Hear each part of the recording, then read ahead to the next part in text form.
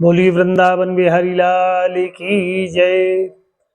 कार्तिक मास शुक्ल पक्ष की प्रतिपदा के दिन आपके द्वारा हमारे द्वारा गोवर्धन पूजन करना होता है। दीपावली के दूसरे दिन प्रतिपदा के दिन तो बुधवार के दिन यह गोवर्धन पूजन आपको और हमको करना है।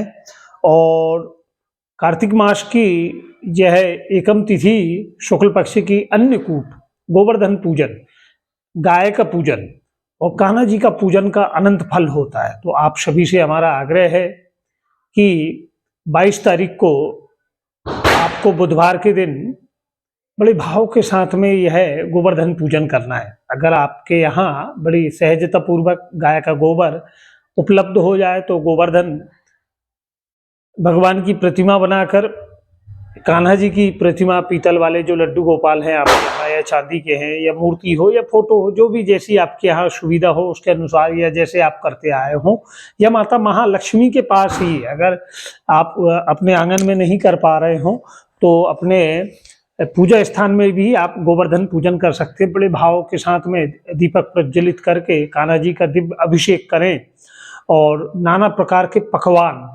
मिष्ठान कान्हा जी को अर्पण करके इस दिन गाय का पूजन का भी बड़ा विधान आता है। तो गाय का भी आपको पूजन अर्चन करना है और गाय के चरणों की रज प्रदोषकालीन बेला में शाम के समय गाय की पैरों की मिट्टी भी अगर हम माथे पर लगाते हैं तो हमारे जीवन में आने वाली अनहोनी घटनाओं से हमारी रक्षा होती है।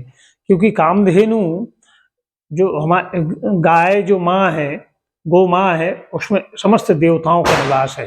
तो उस पूजन से श्री हरि कान्हा जी बड़े प्रसन्न होते हैं। और यह अन्नकूट के दिन प्रातःकालीन बेला में ही पूजन अर्चन का विधान आता है। बड़े भाव के साथ में माताओं के द्वारा में रसोई पकवान तैयार किए जाते हैं गोवर्धन महाराज के लिए।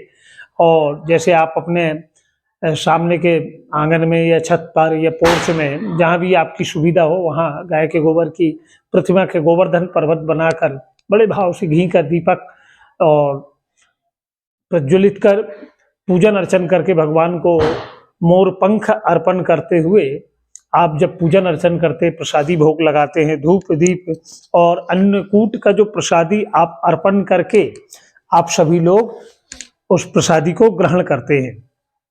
इस दिन गोवर्धन पर जल, मोली, रोली, चावल, फूल, दही, तेल में भिगोकर रुई तेल का दिया जलावें, घी का दीपक जलाएं, मूंग की दाल, चीनी, 4 गुड़ की सुहाली, दक्षिणा, सफेद वस्त्र भी, एक गमछा भी या रुमाल हो वह भी आप गोवर्धन पर्वत पर उड़ाएं और बड़े गोवर्धन महाराज के सिर पर झरना रख दें। पूजन करने के बाद वापस अपने घर में रख लें और फिर 4